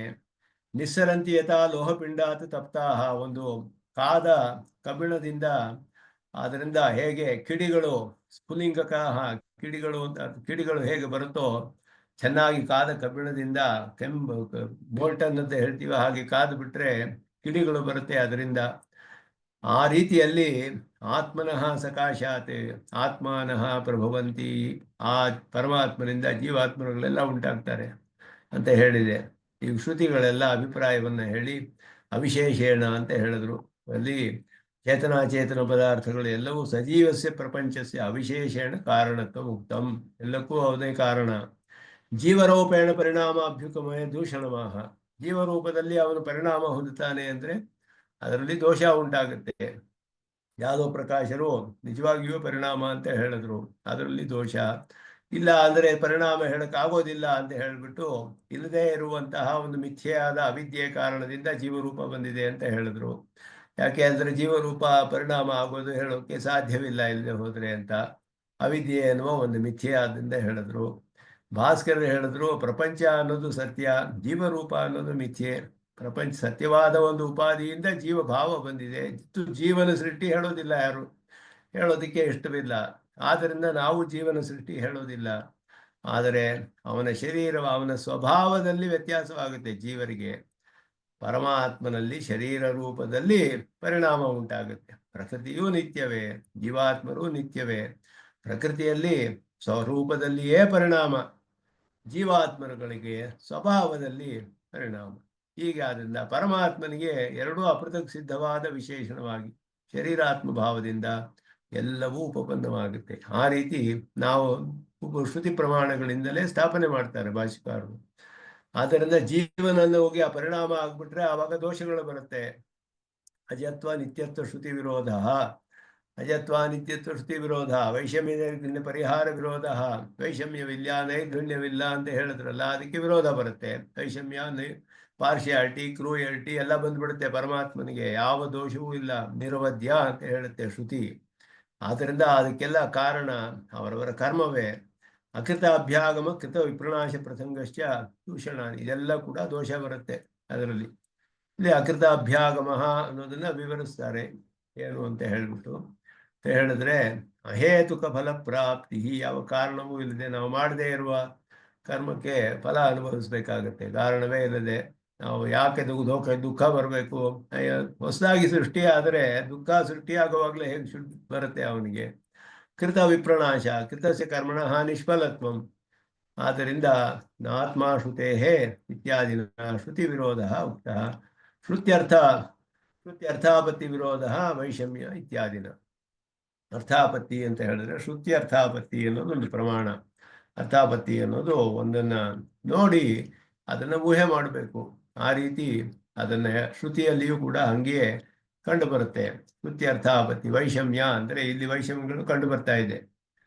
ಜೀವಾತ್ಮರು ನಿತ್ಯರು, ಇದೆರಡಕ್ಕೂ ಹೇಗೆ ನಾವು ಉಪಪನ್ನ ಮಾಡೋದು? ಎರಡೂ ಉಪಪನ್ನವಾಗುತ್ತೆ. ಜೀವಾತ್ಮರು ನಿತ್ಯವಾಗಿದ್ದಾರೆ, ಕೆಲವರಿಗೆ ದುಃಖ, ಕೆಲವರು ಸುಖ ಬರುತ್ತೆ. ಹಾಗಾದರೆ ಕಾರಣವಿಲ್ಲದೆ ಸುಖ ದುಃಖ ಬರಕ್ಕೆ ಸಾಧ್ಯವಿಲ್ಲ, ಯಾವುದೋ ಕಾರಣ ಇರಬೇಕು. ದೇವದತ್ತ ಪೀನಃ ದಿವಾನ ಭುಂಕ್ತೆ ಅನ್ನೋ ಹಾಗೆ ದೇವದತ್ತ ಚೆನ್ನಾಗಿ ದಪ್ಪವಾಗಿದ್ದಾನೆ, ಅಷ್ಟಪುಷ್ಟವಾಗಿ, ದಿನ ಎಲ್ಲ ಏನು ತಿನ್ನೋದಿಲ್ಲ ಅವನು ದಿನವೆಲ್ಲ ಅಂತ ಹೇಳಿದ್ರೆ ದಪ್ಪವಾಗಿರೋದಕ್ಕೆ ಏನೋ ಒಂದು ಕಾರಣ ಇರಬೇಕು ಅವನಿಗೆ. ಏನು ತಿನ್ನೋದಿಲ್ಲ ದಪ್ಪವಾಗಿರ್ಬೇಕಾದ್ರೆ ಆಹಾರ ಕಾರಣ. ಏನು ತಿನ್ನೋದೇ ಇಲ್ಲ ಅಂತ ಹೇಳಿದ್ರೆ ಬೆಳಿಗ್ಗೆ ತಿನ್ನಲ್ಲ ಅಂದ್ರೆ ರಾತ್ರಿ ತಿಂತಾನೆ ಅಂತ ನಾವು ತಿಳ್ಕೋಬಹುದು, ಊಹೆ ಮಾಡ್ಬೋದು. ಅದು ಅರ್ಥಾಪತ್ತಿ ಅಂತ ಹೆಸರು. ಹಾಗೆ ಇಲ್ಲಿ ವೈಷಮ್ಯ ಕಂಡು ಬರ್ತಿದೆ ಲೋಕದಲ್ಲಿ. ಜೀವಾತ್ಮರುಗಳು ನಿತ್ಯರು, ಇದೆರಡಕ್ಕೂ ನಾವು ವಿರೋಧವಿಲ್ಲದೆ ಅರ್ಥ ಮಾಡ್ಬೇಕಾದ್ರೆ ಈ ವೈಷಮ್ಯಕ್ಕೆ ಏನೋ ಒಂದು ಕಾರಣ ಇರಬೇಕು. ಜೀವಾತ್ಮರೊಡನೆಯೇ ಸೇರಿ ಬರೋ ಕಾರಣ ಅದು. ಜೀವಾತ್ಮರು ನಿತ್ಯರಾದ್ದರಿಂದ ಆ ಕಾರಣವು ನಿತ್ಯವಾಗಿ ಅನಾದಿಯಿಂದ ಬರ್ತಾ ಇದೆ. ಕರ್ಮ ಅನ್ನುವುದೇ ಕಾರಣ ಅದಕ್ಕೆ. ಇದು ಶ್ರುತ್ಯರ್ಥಾಪತ್ತಿ ಅನ್ನೋ ಪ್ರಮಾಣದಿಂದ ವೈಷಮ್ಯ ಅನ್ನೋದು ಹೇಳಲ್ಪಟ್ಟಿದೆ. ಆದ್ದರಿಂದ ಜೀವರೂಪದಿಂದ ಪರಿಣಾಮ ಆಗಕ್ಕೆ ಸಾಧ್ಯವಿಲ್ಲ, ಅದರಲ್ಲಿ ದೋಷಗಳು ಬರುತ್ತೆ ಅಂತ ಹೇಳಿದ್ರು. ಈಗ ಅಚೇತನ ರೂಪದಲ್ಲಿ ಪರಿಣಾಮ ಆದರೆ ಏನಾಗುತ್ತೆ ಅದನ್ನ ಹೇಳ್ತಾರೆ. ತಥಾ ಪ್ರಕೃತಿರಪಿ ಅನಾದಿತ ಶ್ರುತಿಭಿಹಿ ಪ್ರತಿಪಾದಿತ. ಪ್ರಕೃತಿಯು ಅನಾದಿ, ಆದಿ ಇಲ್ಲ ಪ್ರಕೃತಿಗೆ ಅಂತ ಶ್ರುತಿ ಹೇಳಲ್ಪಡುತ್ತೆ. ಅಜಾಂ ಏಕಾಂ ಲೋಹಿತ ಶುಕ್ಲ ಕೃಷ್ಣಾಂ ಬಹ್ವೀಂ ಪ್ರಜಾಂ ಜನಯಂತೀಂ ಸ್ವರೂಪಾಂ ಅಜೋ ಹೇಕೋ ದಿಶಮಾಣೋನುಷೇ ತೇಜಃ ತೇನ ಮುಕ್ತಭೋಗಾಮಜೋ ಓನ್ಯಃ. ಅಜಾಮ್ ಅಂತಾನೆ ಆರಂಭಿಸುತ್ತೆ ಶ್ರುತಿ. ಅಜಾಮ್ ಅಂದ್ರೆ ನ ಜಾಯತೆ ಇತಿ ಅಜ, ಅದಕ್ಕೆ ಸೃಷ್ಟಿ ಇಲ್ಲ, ಹುಟ್ಟೋದಿಲ್ಲ ಅಂತ ಅರ್ಥ, ಉತ್ಪತ್ತಿಯೇ ಇಲ್ಲದೆ ಇರುವಂತಹದ್ದು. ಏಕಾಂ ಅಂತ ಹೇಳಿದ ಪ್ರಕೃತಿಯನ್ನು ತಿಳಿಸುತ್ತೆ. ಲೋಹಿತ ಶುಕ್ಲ ಕೃಷ್ಣಾಂ, ಸತ್ವರಜಸ್ತಮೋ ಗುಣಕ್ಕೆ ಆಶ್ರಯವಾದದ್ದು ಅದು ಪ್ರಕೃತಿ, ಅದು ಅಜ ಅಂತ ಹೇಳಲ್ಪಟ್ಟಿದೆ. ಅದು ಪರಿಣಾಮ ಹೊಂದುತ್ತೆ ಅನೇಕವಾಗಿ. ಈ ಇತಿ ಪ್ರಕೃತಿ ಪುರುಷಯೋ ಅಜತ್ವಂ ದರ್ಶಯತಿ. ಅಜಃ ಏಕಃ ದೃಶ್ಯಮಾನಃ ಅನುಶೇತೆ. ಒಬ್ಬನು ಬದ್ಧ ಜೀವ, ಅವನು ಅಜನೇ, ಅವನು ಅದನ್ನ ಪ್ರಕೃತಿಯೊಡನೆ ಸಂಸರ್ಗ ಹೊಂದಿ ಬಹಳ ಸುಖವಾಗಿದೆ ಅಂತ ಅನುಭವಿಸ್ತಿದ್ದಾನೆ. ಅನ್ಯಃ ಅಜಃ ಭುಕ್ತಭೋಗಾಂ ಜಹಾತಿ ಏನ. ಇನ್ನೊಬ್ಬನು ಮುಕ್ತನಾದವನು ಇದರ ಅನುಭವಿಸಿ ಇದೆಲ್ಲ ಅಲ್ಪ ಅಸ್ಥಿರ ತ್ಯಾಜ್ಯ ಅಂತ ತಿಳ್ಕೊಂಡು ಉಪಾಯ ಅನುಷ್ಠಾನ ಮಾಡಿ ಅದನ್ನ ತ್ಯಾಗ ಮಾಡ್ತಾನೆ, ಆ ಸಂಬಂಧವನ್ನು ಕಳೆದುಕೊಳ್ತಾನೆ, ಪ್ರಕೃತಿ ಸಂಬಂಧವನ್ನ. ಅದೊಂದ ಮೂರು ಬದ್ಧ ಮುಕ್ತರು ಅನ್ನುವಂತಹ ಜೀವಾತ್ಮರುಗಳು ಅಜರು, ಮತ್ತೆ ಪ್ರಕೃತಿಯು ಅಜ, ಎಲ್ಲರೂ ಅಜರು ಅಂತ ಹೇಳಿ ಪ್ರಕೃತಿ ಪುರುಷಯೋಹೋ ಅಜತ್ವಂ ದರ್ಶಯತಿ ಪ್ರಮಾಣವನ್ನು ತೋರಿಸ್ತಾರೆ. ಅಸ್ಮಾನ್ ಮಾಯಿ ಸೃಜತೆ ವಿಶ್ವಮೇತತೆ ತಸ್ಮಿಂಶ್ಚಾನ್ಯೋ ಮಾಯೆಯ ಸನ್ನಿರುದ್ಧ. ಪ್ರಕೃತಿ ಸಂಬಂಧ ಉಂಟಾಗುತ್ತೆ ಇವನಿಗೆ ಅನ್ನೋದಕ್ಕೆ ಪ್ರಮಾಣ ಇದು.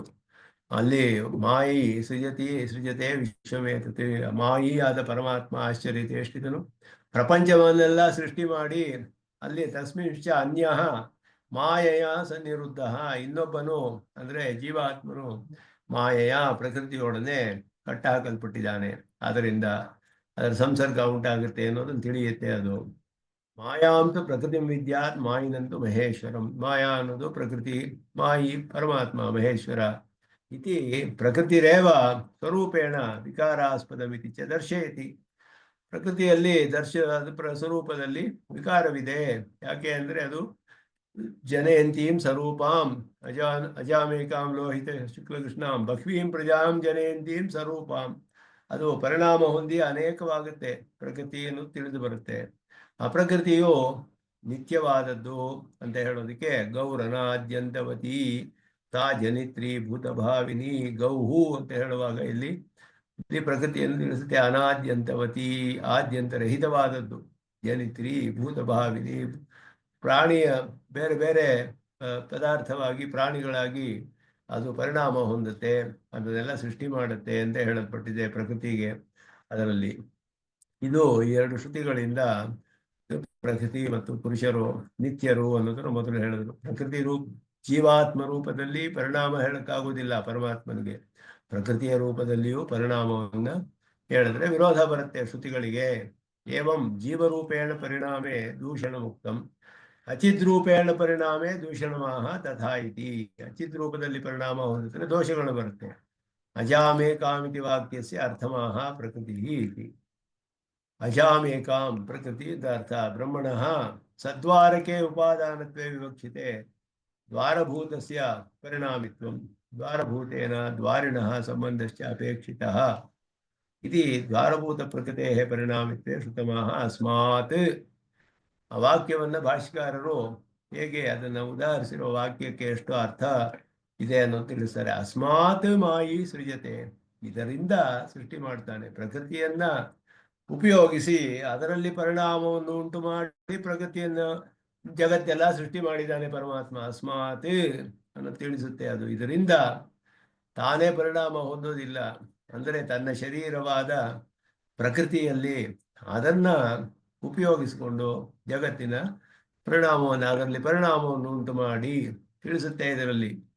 ಆದ್ದರಿಂದ ಸದ್ವಾರಕೆ ಉಪಾದಾನತ್ವೇ ವಿವಕ್ಷಿತೆ ದ್ವಾರಭೂತಸ್ಯ ಪರಿಣಾಮಿತ್ವಂ.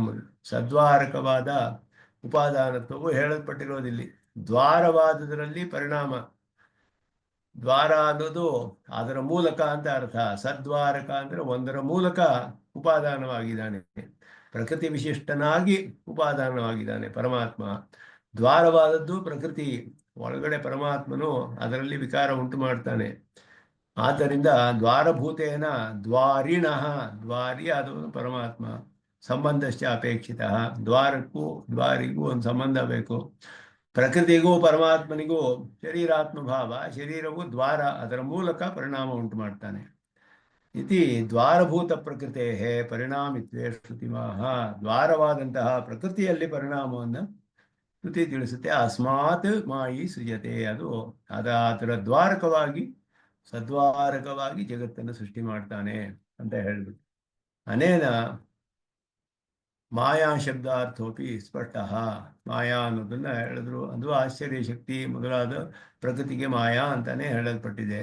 ಅದು ಕೂಡ ಆಶ್ಚರ್ಯವಾಗಿ ಪರಿಣಾಮ ಹೊಂದುತ್ತೆ. ಅನೇಕ ಪರಿಣಾಮ ರೂಪದಲ್ಲಿ ಇಲ್ಲಿ ಪ್ರಪಂಚದಲ್ಲಿರುವ ಎಲ್ಲ ಪದಾರ್ಥಗಳು ಎಷ್ಟು ವಿಚಿತ್ರವಾದ ಅನಂತ ರೂಪಗಳಲ್ಲಿ ಪರಿಣಾಮ ಹೊಂದೋದ್ರಿಂದಲೂ ಅದು ಒಂದು ಆಶ್ಚರ್ಯ ಶಕ್ತಿ ಅದಕ್ಕೆ ಇದೆ ಪ್ರಕೃತಿಗೆ. ಜನಿತ್ರೀಸ್ ಸಮಷ್ಟಿ ಜನಿತ್ರಿ ಭೂತಭಾವಿನಿ ವ್ಯಷ್ಟಿ ಹೇತು ದ ಗೌರನಾದ್ಯಂತವತಿ ಸಹ ಜನಿತ್ರಿ ಭೂತಭಾವಿನಿ ಎಂದಾಗ ಜನಿತ್ರಿ ಅನ್ನೋದು ಸಮಷ್ಟಿಯಲ್ಲಿ, ಭೂತಭಾವಿನಿ ಅನ್ನೋದು ವ್ಯಷ್ಟಿಯೇ ಒಂದೊಂದು ಪ್ರಾಣಿಯಾಗಿಯೂ ಪರಿಣಾಮ ಹೊಂದುವಂಥ ಅವುಗಳ ಶರೀರವಾಗಿ ಇಂದ್ರಿಯವಾಗಿ ಮೊದಲಾದಾಗಿ. ಮುಖ್ಯಾರ್ಥ ವಿಷಯ ಸ್ಮೃತಿ ದರ್ಶಯತಿ ಸ್ಮೃತಿಶ್ಚ. ಮತ್ತೆ ಅದರ ವಿಷಯದಲ್ಲಿ ಸ್ಮೃತಿ ಪ್ರಮಾಣವನ್ನು ತೆಗೆದಿದ್ದಾರೆ. ಮುಂದೆ ಶ್ರುತಿ ಪ್ರಮಾಣವನ್ನು ಹೇಳಿ ಸ್ಮೃತಿ ಪ್ರಮಾಣವನ್ನು ಪ್ರಕೃತಿಂ ಪುರುಷಂಚೈವ ವಿಧ್ಯನಾದಿ ಉಭಾವಪಿ ವಿಷ್ಣು ಪುರಾಣದಲ್ಲಿ ಹೇಳಲ್ಪಟ್ಟಿದೆ. ಪ್ರಕೃತಿಯು ಪುರುಷರು ಇಬ್ಬರೂ ಅನಾದಿ, ಎರಡವನ್ನು ಅನಾದಿ ಅಂತ ತಿಳ್ಕೊಳ್ಬೇಕು. ಭೂಮಿ ರಾಪೋ ನಲೋ ವಾಯು ಕಮ್ಮನೋ ಬುದ್ಧಿರೇಚ ಅಹಂಕಾರ ಇತಿ ಎಮ್ಮೆ ಭಿನ್ನ ಪ್ರಕೃತಿ ಅಷ್ಟದ. ಭಗವದ್ಗೀತೆಯ ಪ್ರಮಾಣ ಅಪರೇಯಮಿತಸ್ತ್ವನ್ಯಾಂ ಪ್ರಕೃತಿಂ ವಿದ್ಧಿಮೇ ಪರಾಂ ಜೀವಭೂತಾಂ ಮಹಾಬಾಹೋ ಏದಂ ಧಾರ್ಯತೆ ಜಗತ್. ಪ್ರಕೃತಿಂ ಇಲ್ಲಿ ಹೇಳಿದಾಗ ಭೂಮಿ ಆಪಃ ಅನಲಃ ವಾಯು ಖಂ ಮನಃ ಬುದ್ಧಿ ಅಹಂಕಾರ, ಇದು 8 ಭಿನ್ನ ಪ್ರಕೃತಿ ಅಷ್ಟದ ಅಪರಾ ಇಯಂ ಅಂತ ಹೇಳಿದ್ರು. ಮೇ ಪ್ರಕೃತಿ ವಿದ್ಧಿ, ಇದು ಅಪರಾಧ ಪ್ರಕೃತಿ, ಇದು ಪರಾ ಪ್ರಕೃತಿ ಅಪರಾ ಪ್ರಕೃತಿ ಅಂತ 2 ಹೇಳಲ್ಪಟ್ಟಿದೆ. ಇದರಲ್ಲಿ ಅಪರಾಯಿಯಂ ಇತಸ್ತು ಅನ್ಯಾಂ ಪ್ರಕೃತಿಂ ವಿದ್ಯಮೇ ಪರಾಂ, ಇದಕ್ಕಿಂತ ಬೇರೆಯಾದ ಪರಾ ಪ್ರಕೃತಿಯನ್ನು ತಿಳಿ. ಇದು ಅಪರಾ ಪ್ರಕೃತಿ. ಪ್ರಕೃತಿ ಅಷ್ಟದ ಭಿನ್ನ ಪ್ರಕೃತಿ ಅಷ್ಟದ ಅಪರಾಯಿಯಂ, ಈ ಪ್ರಕೃತಿ ಅಪರಾ ಪ್ರಕೃತಿ ಅಂತ ಹೇಳಲ್ಪಟ್ಟಿದೆ. ಇದು ಭೂಮಿ ಅಪ್ಪು ಅನಲ ವಾಯು ಮೊದಲಾದ ಪಂಚಭೂತಗಳು, ಮನಸ್ಸು ಬುದ್ಧಿ ಅಹಂಕಾರ ಇವುಗಳನ್ನೆಲ್ಲ ಸೇರಿ ಮಹತ್ತು, ಬುದ್ಧಿ ಅಂದ್ರೆ ಮಹತ್ತು, ಇವುಗಳೆಲ್ಲ ಸೇರಿ 8 ವಿಧವಾಗಿದೆ. ಇದು ಅಪರಾ ಪ್ರಕೃತಿ ಅಂತ ಹೇಳಲ್ಪಡುತ್ತೆ. ಇದು ನನ್ನದು ಅಂತ ಹೇಳೋದ್ರಲ್ಲಿಯೇ ಅವನ ಶರೀರವಾಗಿರೋದು, ಅವನ ನಿಯಮದಲ್ಲಿ ಇರೋದು, ಅವನಿಗೆ ಶೇಷಭೂತವಾದದ್ದು ಅನ್ನು ತಿಳಿಸುತ್ತೆ. ಇದು ಅಪರಾಯಂ ಇತಸ್ತು ಅನ್ಯಾಂ ಪ್ರಕೃತಿ ವಿದ್ಧಿ ಮೇ ಪರಾಂ, ಇದು ಪರಾ ಪ್ರಕೃತಿಯು ನನ್ನದೇನೆ, ನನಗೆ ಸೇರಿದ್ದು. ಪರಮಾತ್ಮನ ಹೇಳುವಾಗ ಜೀವಭೂತಾಂ ಮಹಾಬಾಹೋ ಪರಾಂ ಪ್ರಕೃತಿಂ ಜೀವಭೂತಾಂ ವಿದ್ಧಿ. ಜೀವಾತ್ಮಗಳೆಲ್ಲ ಪರಾ ಪ್ರಕೃತಿ ಅಂತ ಹೇಳಲ್ಪಟ್ಟಿದ್ದಾರೆ. ಯಯಾ ಇದಂ ಧಾರ್ಯತೆ ಜಗತಿ, ಇದೆಲ್ಲವೂ ಧರಿಸಲ್ಪಟ್ಟಿದೆ ಪ್ರಕೃತಿಯಿಂದ. ಜೀವಾತ್ಮರುಗಳು ಶರೀರದ ರೂಪದಲ್ಲಿ ಎಲ್ಲವನ್ನು ಧರಿಸಿದ್ದಾರೆ. ಒಂದೊಂದು ಪ್ರಾಣಿಯಲ್ಲಿಯೂ ಒಂದೊಂದು ಜೀವಾತ್ಮ ಇದ್ದಾನೆ, ಅದನ್ನು ಧರಿಸಿದ್ದಾನೆ. ಲೋಕವೆಲ್ಲ ಧರಿಸಲ್ಪಟ್ಟಿದೆ ಅವರಿಂದ, ಪರಾ ಪ್ರಕೃತಿಯಿಂದ.